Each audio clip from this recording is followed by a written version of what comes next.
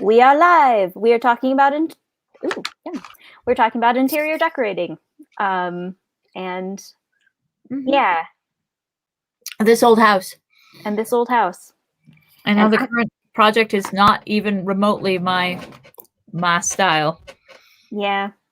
I just saw sometimes on Tumblr, you'll get threads of like pictures of real estate, and this house just came up on my Tumblr that there were so many things that I really loved about it. It had like bright purple carpet. And I was just like, ooh, bohemian. That's an option. Right. But also, it was like there was this terrible, really narrow spiral staircase that was the only way to get between the floors of the house. And the person who was reviewing it was like, if I have one drink, I'm sleeping on the built-in orange carpeted sofa in the purple carpeted living room, because otherwise I will fall down the stairs and die. Yep. And also carpet in the bathroom and like a carpeted side of the tub. Like the carpet went all the way up to the lip of the tub. And then they had a shower head, but no way to hang a shower curtain. So mold is your friend? I guess it was new carpet. So there's that. I know you're not watching any television. There's a new show with Alan Tudyk called Resident Alien, and I wanted to discuss it with you because I'm feeling very mixed feelings. I'm actually going to rant about it on my video for Calcium, so that's okay. That's good. I'm glad you have a place to rant, because I have not seen it. Okay. So cannot help you with that. I do recommend it. They did a lot in the pilot. Like they rushed through some of their subplots because they had so much to establish. And it's like, I think there's one or two of those you could have left out and it would have flowed a little better. Yeah. I actually did watch a little bit of television. I may have or may not have told you this already. I watched some episodes of Legends of Tomorrow on Netflix. Oh, yeah, I never did get around to that one. How was it? It's fun. Arthur Darvill playing Arthur Darvill. An extremely not Rory character. Good for him. I know he didn't want to get typecast. He's definitely not typecast. He's great too, and it's like a random collection of the minor characters from the DC like TV universe. They have like Captain Cold and Heatwave from The Flash, and Hawkman and Hawkgirl from Arrow. Nice. And White Canary from Arrow. See, I don't watch any DCEU stuff or any of their television. But Jason started watching the live action Teen Titans, and I could not stop riffing. I was sitting at the computer, like editing my video, and I couldn't shut up because it's so bad. None of the characters are themselves, for one thing. That's a problem number one. But there was this scene with this couple in bed, and I'm like, they're promising each other one last job, and then they'll retire to a tropical island. One of them's gonna die. Is the woman blonde? He's like, yes, the woman's blonde. I'm like, the woman's gonna die.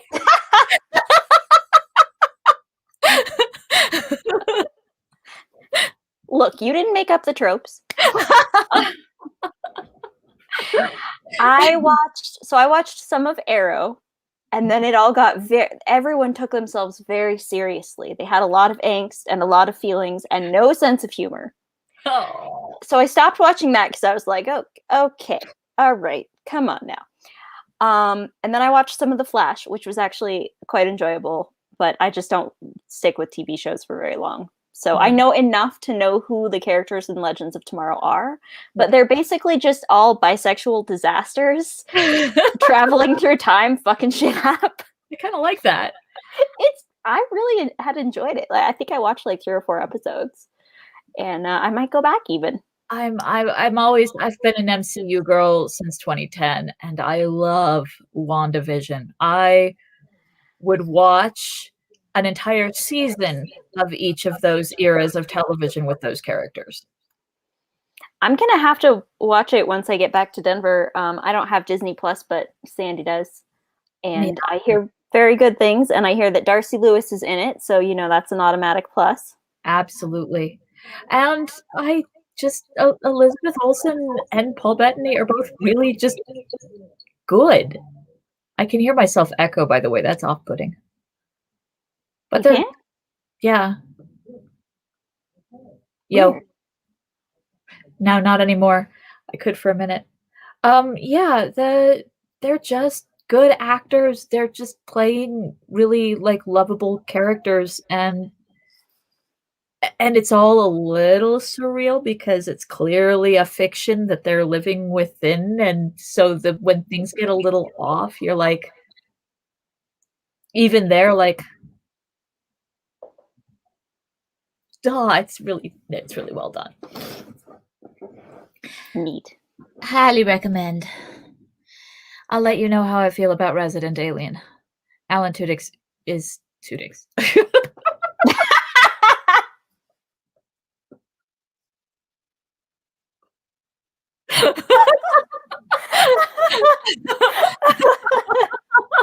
Sorry. I can't believe we've never made that joke before. Oh. Oh, Oh, no. no. That I can't unsay it. Okay. It just sounds like it also kinda like an insulting nickname you would call someone, like, "What are you, Alan Tudyk?" So do you indeed have 2 dicks? The Tudyks, Tudyk.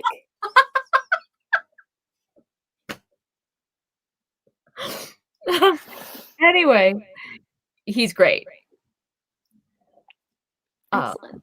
but I mean, we knew that. He's one of those that you could just stick in a small room and be like, "Now you're blah," and he would be blah at 11, uh, until you released him. Like, it's yeah. Yeah.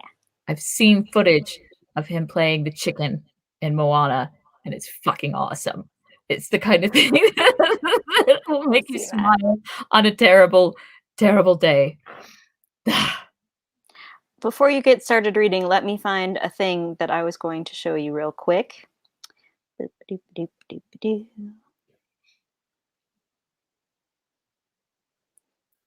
So I'm really amazed that the fandom doesn't talk about this more often, but there's really a difference between Frodo Baggins in the movie and Frodo Baggins in the book.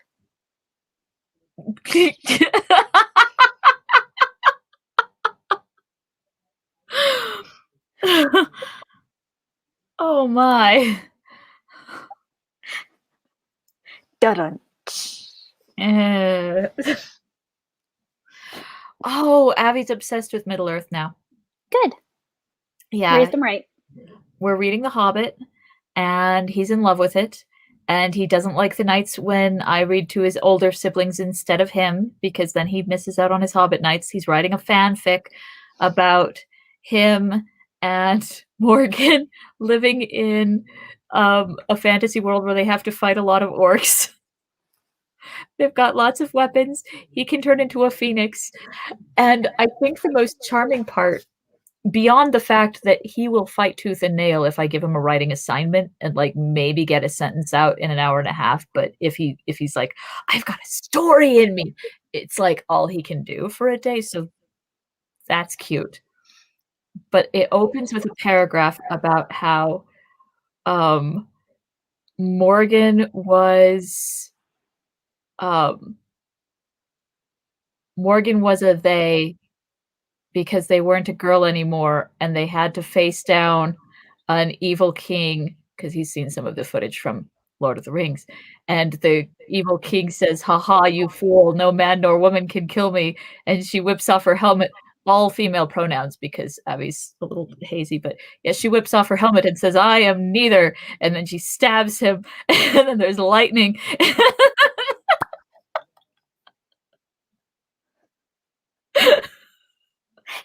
And that is what we call good non-binary representation. Yeah, he's, He's seriously considering having me read Lord of the Rings to him next, even though the others, like, waited several years, and I'm like, "It's not quite the same as The Hobbit." He's like, "Yeah, I still want it." Okay. I might be reading here and there, same book, watch me complain. And I got someone responded to me because somebody wrote about how cute it was that Colbert went on about Glorfindel, and I responded with what I said, which is Glorfindel of Gondolin died, and somebody else was like, "Wait, he came back. It is the same Glorfindel. He got sent back by the Valar because his job wasn't done." And I'm like, "Are you fucking kidding me? Does that mean that everyone who fights a Balrog gets like a do-over?" Apparently. Over two. Why is everybody so scared of Balrogs? They only kill you temporarily. You get to come back, you get to level up. I'd be out there looking for a fucking Balrog. I mean, you have to die first, which I hear is unpleasant. So they say. I intend not to try it for a while. Also my plan. Yeah. That's why I haven't left my house in nearly a year. You'd think that the kids would be all cabin feverish, but whenever you give them an opportunity to go out, they're like, "Nah, we're good." I've also been known to do that.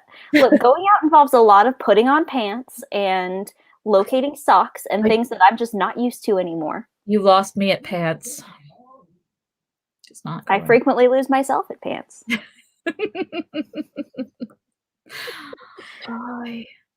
Also, I have no craft today, so I'm going to have to be extra talkative to make up for the fact that I have no pretty things to do.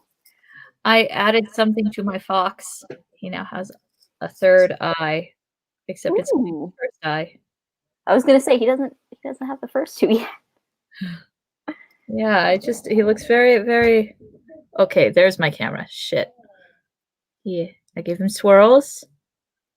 I gave him the third eye, and I made this because I still had my Sculpey out when we were playing Vampires the Masquerade on Friday.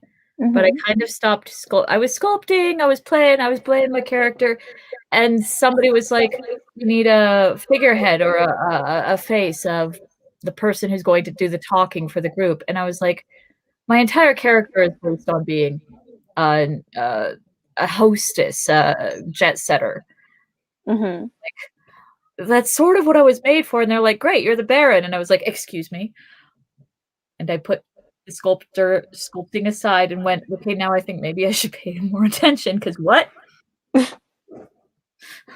I'm gonna get assassinated." Look, sometimes it happens. Yeah. Did I tell you about the time I crashed my coworkers' D&D night and mugged them? No. Let me explain. So, my coworkers have a D&D group. I was playing with them for a little bit, but then I was too tired on Thursday nights. All of them work like Sunday through Thursday, so it's their Friday night. Right. But I work Tuesday through Friday, so I can't really do that. So I had to stop playing, but I like jumped in just to say hi to them because I know like the Hangout link and all that. And then for whatever reason, me and one other person who was just there spectating were offered the option to voice NPCs who were bandits that were about to rob the party. Nice. So we became the bandits Harmonium and Steve. I was Harmonium. My coworker Austin was Steve. And we were extremely bad at it. Our we just like, because we just did like improv'd it, so our characters couldn't count. So they were like, "How much gold do you want?" And we were like, 1, 2, many, lots. We want lots of gold. Yeah. And they were like, so I offered them 3 gold pieces, and we were like, wait, shit, how many is that? It seems like a lot. Yeah, we should take that. And then Harmonium had like an existential crisis about being bad at mugging people, and Steve had to talk him down. You Anyway, that was stole the show. delightful. You stole the show so hard. Did our best. Wishing I had a better light. Sebastian went off to college and he took the ring light. I could probably borrow Blue's. Quick question. What? He went what? Where? What? How did I not know about this? They finally opened up the campus up in Chicago. He left. Sebastian's in Chicago? Sebastian's in Chicago. What? Isn't that wonderful? He's been going to school remotely for 6 months, but now he's finally where he wanted to be. And yeah, they've still got social distancing orders and a whole lot of like no leaving campus. So it's basically a closed campus. They have to eat in the cafeteria and stuff, but he's so excited. He got to fly on a plane by himself. Good for him. I didn't even realize he was even going to college. Why am I such a terrible family member? Good Lord. When has he ever called you to tell you about his stuff? Never, ever in his life. So fair enough. Right? Yeah. So it's okay. Also, I don't have his number, so I can't call him and ask about his stuff. So it's fine. Yeah. Normally we just cross paths and I'm like, yo, and he's like, sup. Yep. That is going to continue happening periodically. And we have taken over his room and turned it into a gym because we had old gym equipment that we bought at various points when we were feeling, motivated. And then it sits in a corner and gathers dust all this time. So yeah, he was like, could you just please make sure nobody moves into my room? And we were like, yeah, we could do that. We also have a TV on the wall. So when he does come back for however long, he'll have a TV in his room. And lots of gym equipment. He can get swole. Equipment. And he won't be able to tell whose sweat smell that is because he's a very stinky young man. I say entire internet. Yeah, I'm sure he'll love that. But, I'm also sure he watches this. Right? No, nobody's watching. Okay, well, I can't say nobody. Like 4 people are watching my Element videos, and it's such a drag because I want more than 4. They're the best 4. You know who you are. But I need more. Watch my video. Make me famous. I hate to tell you this, but I don't know if this is effective advertising because literally no one is watching this. Talking to you. Oh, me. You. Oh, yeah, totally. Right. I do that. Still not effective advertising. Unapparently in my own tribe. I'm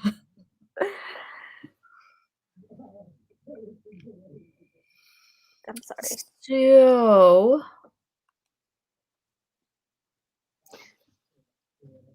did Sam already beg for food? No.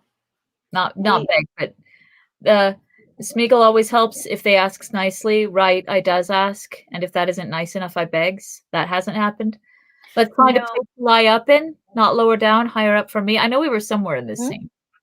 Higher up for me is where I think where we left off because he had just seen like the battle site or whatever.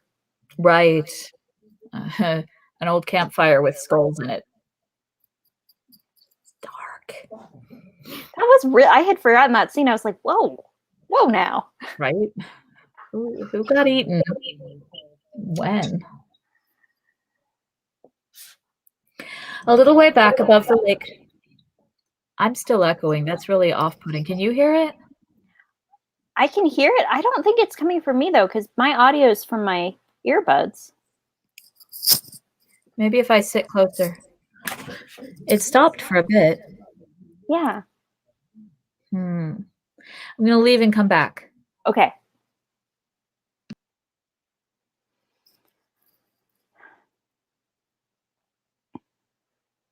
I have a feeling that when I leave and come back, Robin is far more entertaining than I am. Just an instinct. Hello. Hello? Hello? That's better. Just need to not talk very loud. Can you hear me? Mhm. I'm gonna try moving too. I don't know why I would be echoing in this little room, but maybe I am. I feel like it's something with the audio output or input or both, maybe. Could very well be. Oh. Okay. Ha-ho. Ha-ho? We're all right. Who are you calling a ho? Oh. Ha. Ha! I lost my pillow from my butt. Where's my butt pillow? Damn it! Why can't I have nice things? I don't know. Am I thy butt pillow's keeper? It's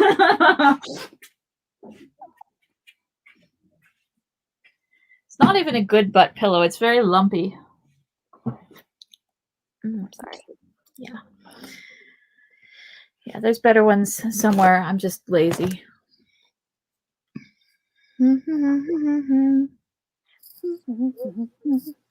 A little way back above the lake, they found a deep brown bed of last year's fern. Beyond it was a thicket of dark-leaved bay trees climbing up a steep bank that was crowned with old cedars. Tuscany. Here they decided to rest and pass the day, which already promised to be bright and warm. A good day for strolling on their way along the groves and glades of Ithilien. But though orcs may shun the sunlight, there were too many places here where they could lie hid and watch, and other evil eyes were abroad. Sauron had many servants. Gollum, in any case, would not move under the yellow face. Soon it would look over the dark ridges of the Efelduath, and he would faint and cower in the light and heat. Sam had been giving earnest thought to food as they marched. Now that the despair of the impassable gate was behind him, he did not feel so inclined as his master to take no thought for their livelihood beyond the end of their errand. And anyway, it seemed wiser to him to save the waybread of the elves for worse times ahead.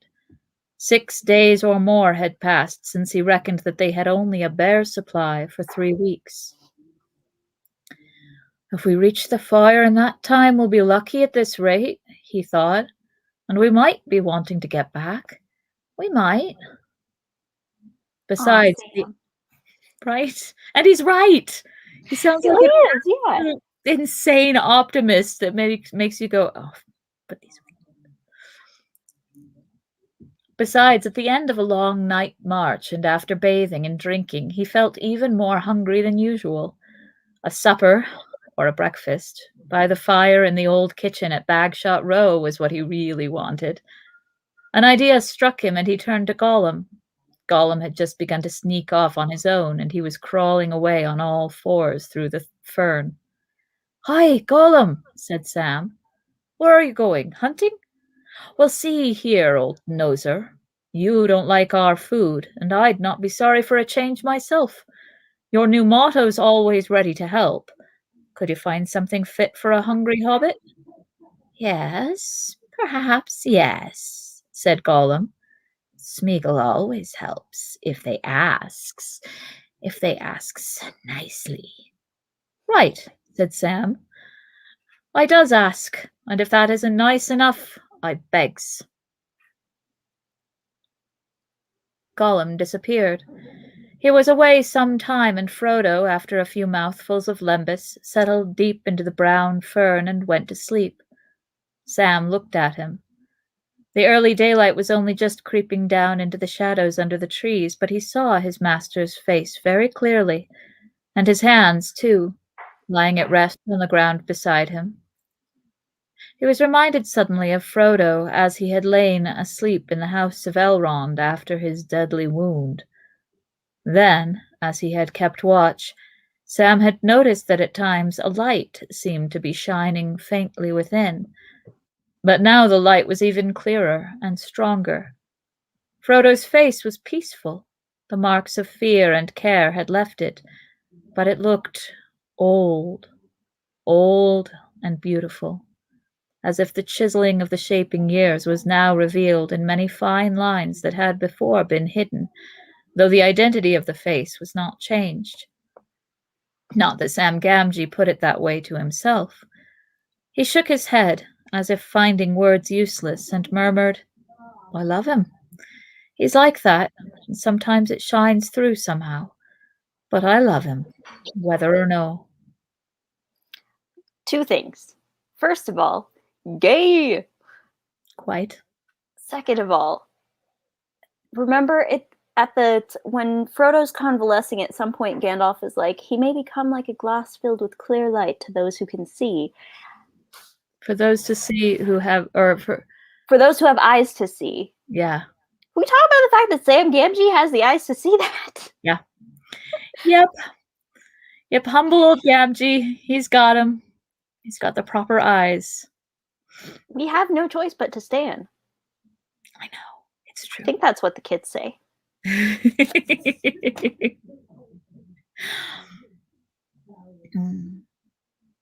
I told you I asked about what stan meant, right? No, I don't think you did. I have heard it means to be a fanatical fan because of Stan from the Slim Shady song. And I've heard that it's also... Now I can't remember what the other one was, but it was a hell of a lot more benign. I thought that it was short for stand by, as in like, I'm going to stand by this person. I'm going to stand them.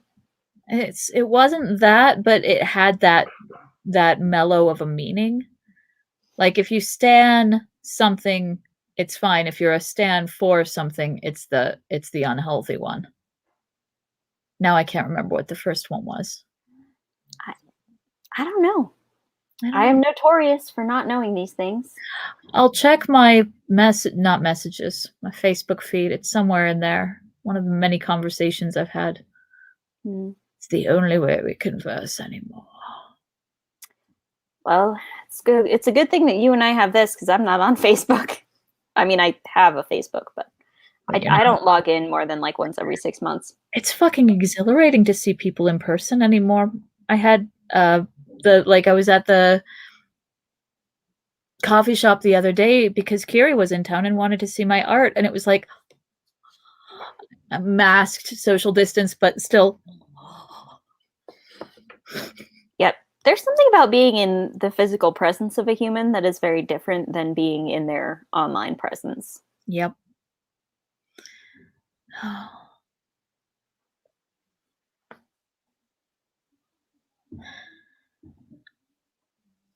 Gollum returned quietly and peered over Sam's shoulder. Looking at Frodo, he shut his eyes and crawled away without a sound. Smeagol has eyes to see that can, too.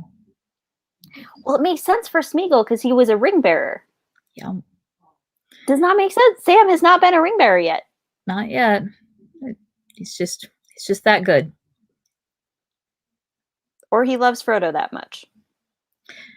Sam came to him a moment later and found him chewing something and muttering to himself. On the ground beside him lay 2 small rabbits, which he was beginning to eye greedily. "Smeagol always helps," he said. "He has brought rabbits, nice rabbits. But Master has gone to sleep, and perhaps Sam wants to sleep. Doesn't want rabbits now." Smeagol tries to help, but he can't catch things all in a minute. Sam, however, had no objection to rabbit at all, and said so. At least, not to cooked rabbit.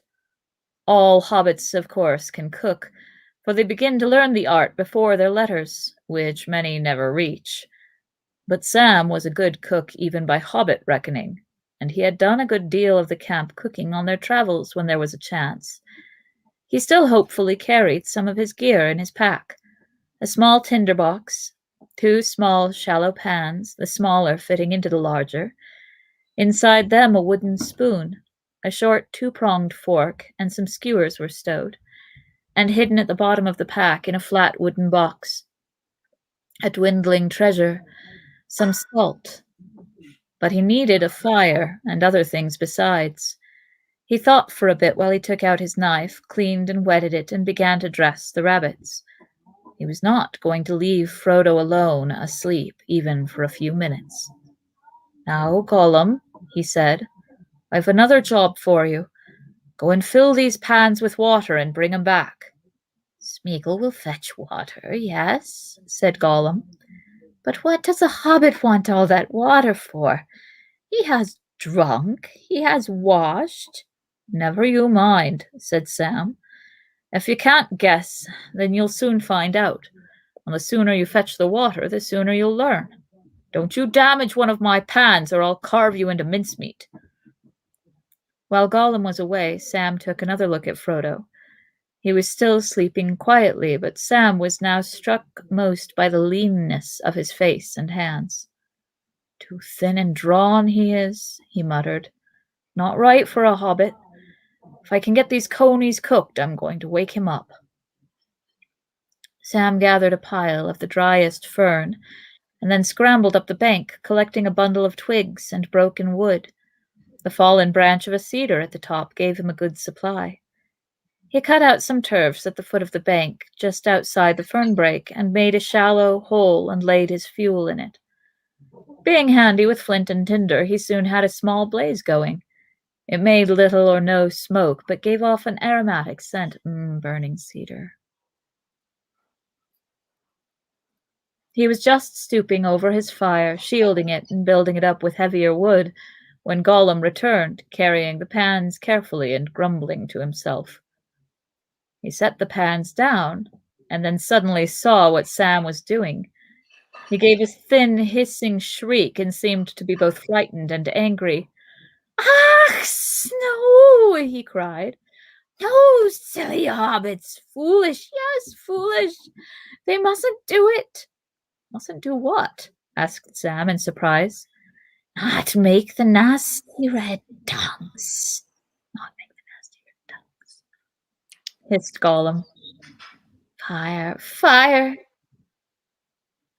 It's dangerous, yes, it is. It burns, it kills, and it will bring enemies. Yes, it will." "I don't think so," said Sam.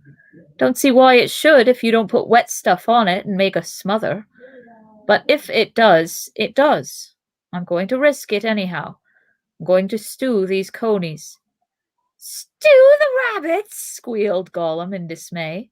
"Spoil beautiful meat Smeagol saved for you. Poor hungry Smeagol. What for? What for, silly hobbit? They are young, they are tender, they are nice. Eat them, eat them!" He clawed at the nearest rabbit, already skinned and lying by the fire. "Now, now," said Sam. "Each to his own fashion. Our bread chokes you, and raw coney chokes me. If you give me a coney, the coney's mine, see? To cook if I have a mind. And I have. You needn't watch me. Go and catch another and eat it as you fancy, somewhere private and out of my sight. Then you won't see the fire, and I shan't see you, and we'll both be the happier. I'll see the fire don't smoke, if that's any comfort to you." Gollum withdrew, grumbling, and crawled into the fern. Sam busied himself with his pans. "What a hobbit needs with coney," he said to himself, "is some herbs and roots, especially taters, not to mention bread. Herbs we can manage, seemingly. Gollum, he called softly. Third time pays for all. I want some herbs. Gollum's head peeped out of the fern, but his looks were neither helpful nor friendly. A few bay leaves and some thyme and sage will do, before the water boils, said Sam. No, said Gollum.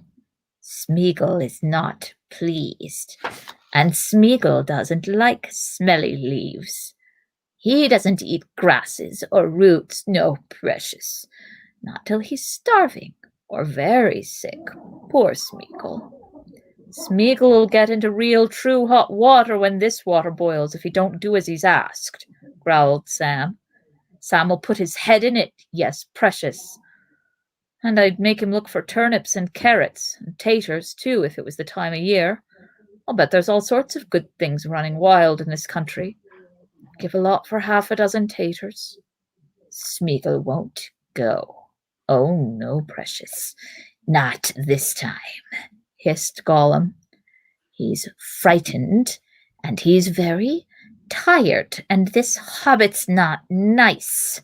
Not nice at all. Smeagol won't grub for roots and carrots and taters. What's taters, precious, eh? What's taters?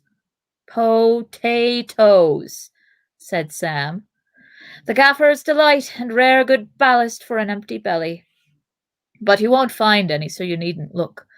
But be good, Smeagol, and fetch me the herbs, and I'll think better of you. What's more, if you turn over a new leaf and keep it turned, I'll cook you some taters one of these days. I will. Fried fish and chips served by S. Gamgee. You couldn't say no to that. Yes, we could. Spoiling nice fish. Scorching it? Give me fish now and keep nasty chips. Oh, you're hopeless, said Sam. Go to sleep. In the end, he had to find what he wanted for himself, but he did not have to go far, not out of sight of the place where his master lay, still sleeping. For a while, Sam sat musing and tending the fire till the water boiled. The daylight grew and the air became warm. The dew faded off turf and leaf. Soon the rabbits cut up lay simmering in their pans with the bunched herbs. Almost Sam fell asleep as the time went by. He let them stew for close on an hour, testing them now and again with his fork and tasting the broth. When he thought all was ready, he lifted the pans off the fire and crept along to Frodo. Frodo half opened his eyes as Sam stood over him, and then he wakened from his dreaming. Another gentle, unrecoverable dream of peace. Hello, Sam, he said. Not resting? Is anything wrong? What is the time? About a couple hours after daybreak, said Sam. And nigh on 8:30 by shire clocks, maybe. But nothing's wrong. No, it ain't quite what I'd call right. No stock, no onions, no taters. I've got a bit of stew for you, and some broth, Mr. Frodo. Do you good. You'll have to sup it in your mug, or straight from the pan when it's cooled a bit. I haven't brought no bowls, nor nothing proper. Frodo yawned and stretched. You should have been resting, Sam, he said. Lighting a fire was dangerous in these parts, but I do feel hungry. Can I smell it from here? What have you stewed? A present from Smeagol, said Sam. A brace of young conies, though I fancy Gollum's regretting them now. But there's nought to go with them but a few herbs. Sam and his master sat just within the fern brake and ate their stew from the pans, sharing the old fork and spoon. They allowed themselves half a piece of the elvish whey bread each. It seemed a feast. Gollum, Sam called and whistled softly. I can't whistle, so I can't do that. I can't either. Also, I'm happy that in the book they get to eat their stew, because in the movie they don't. Right? They totally don't. It's true. It's bothered me ever since the movies came out. I'm like, but they didn't just to eat their coatings. Fucking food! Woo! I'm echoing Food! again. what you're doing here for. We came to steal your food. If it's any consolation, I hates that rabbit too. Oh, I haven't seen that in so long. So I watch MST while I'm folding laundry in the evening, is putting it mildly, at midnight. That's Mhm. the only time I fold laundry and the only thing I watch when I do. And always the ones that are old favorites, because I've got like 20 favorites that I cycle through. We've got access to another 100, but they're so hit and miss, and I like to be able to keep half an eye on what I'm doing, and I don't want Mhm. any jokes. So it's like, yeah, um, all the new ones, all of the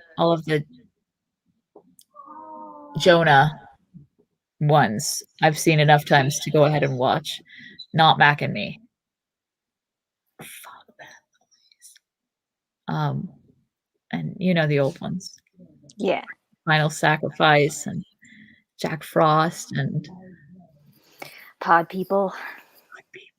I Accuse My Parents. God, I haven't thought about that one in so long. Hand Oh, over the hamburger sandwich.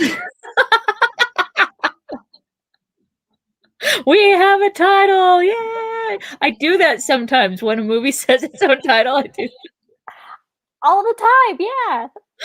Oh man. And oh goodness.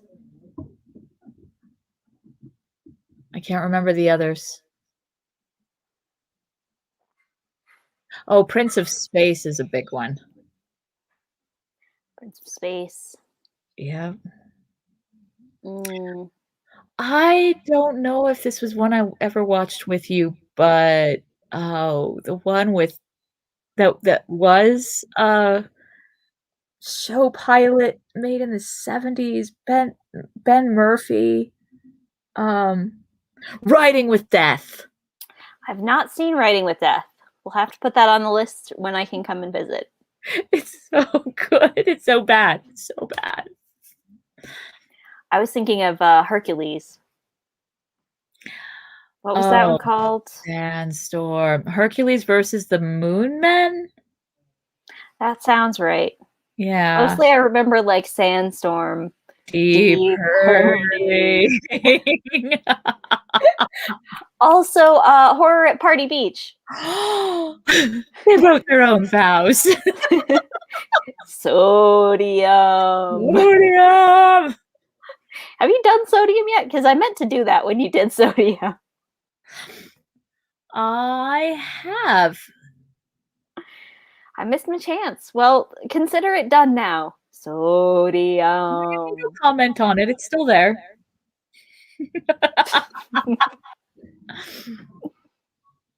Oh gosh.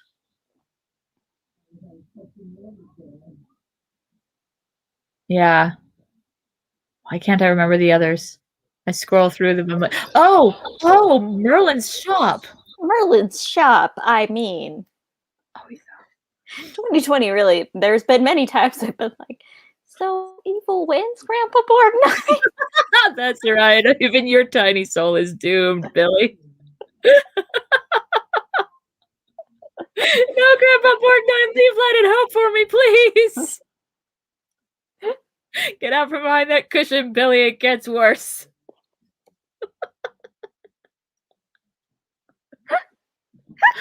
Yeah.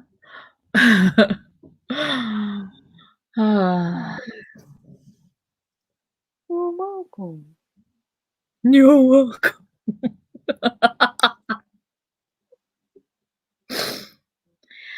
Do, do, do, do.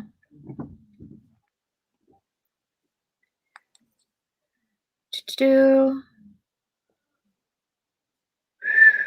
Gollum, Sam called and whistled softly.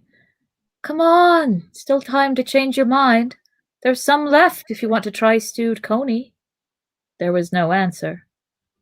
No, well, I suppose he's gone off to find something for himself. We'll finish it, said Sam. And then you must take some sleep, said Frodo. Don't you drop off while I'm not. Oh, Don't you drop off while I'm nodding, Mr. Frodo. I don't feel too sure of him. There's a good deal of stinker, a bad Gollum, if you understand me, in him still, and it's getting stronger again. Not but what I think he'll try to throttle me first now. We don't see eye to eye. And he's not pleased with Sam. Oh, no, precious. Not pleased at all. Do. They finished, and Sam went off to the stream to rinse his gear. As he stood up to return, he looked back up the slope. At that moment, he saw the sun rise out of the reek, or haze, or dark shadow, or whatever it was, that lay ever to the east, and it sent its golden beams down upon the trees and glades about him. Then he noticed a thin spiral of blue-gray smoke, plain to see as it caught the sunlight, rising from a thicket above him.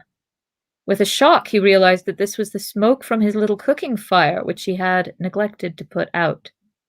Damn it, Sam. Smokey the Bear says, "Damn it, Sam." Only you can prevent being caught by the Rangers of Ithilien. That won't do. Never thought it would show like that, he muttered, and he started to hurry back.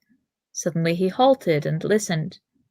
Had he heard a whistle or not? Or was it the call of some strange bird? If it was a whistle, it did not come from Frodo's direction. I'm chuckling because it makes me think of Monstrous Regiment and how Polly is like an accidental ornithologist and she recognizes the call of the very bad bird impersonator. Oh, yeah. Yeah, no, I gotta teach them some real bird calls. I'm just imagining like, caw.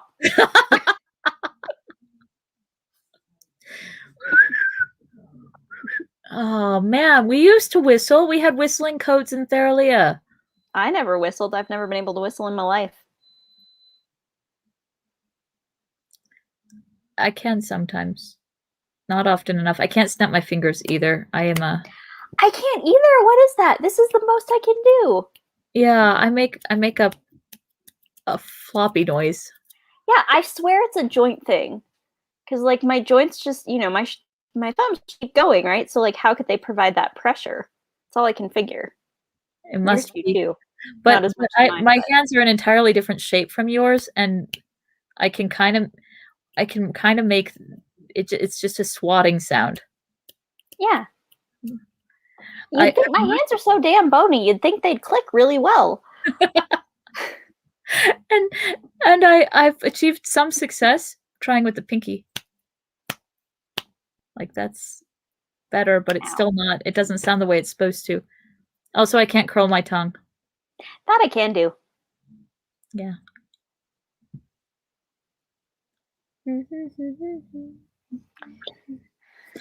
I can lick my nose.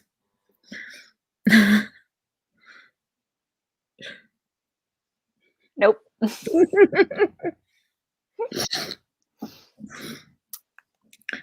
Sure. Leave a comment. Your nose. Snap your fingers, whistle, or curl your tongue. That should cover most of us. Professional podcasting. Oh, we were almost at a gap. Okay. That won't do. Never thought it would show like that. Oh, yeah. Was it a whistle? If it was a whistle, it did not come from Frodo's direction. There it went again from another place. Sam began to run as well as he could uphill. He found that a small brand burning away to its outer end had kindled some fern at the edge of the fire, and the fern blazing up had set the turves smoldering. Hastily he stamped out what was left of the fire, scattered the ashes, and laid the turfs on the hole. Then he crept back to Frodo. "Did you hear a whistle, and what sounded like another?" he asked. "A few minutes back. I hope it was only a bird, but it didn't sound quite like that. More like somebody mimicking a bird call.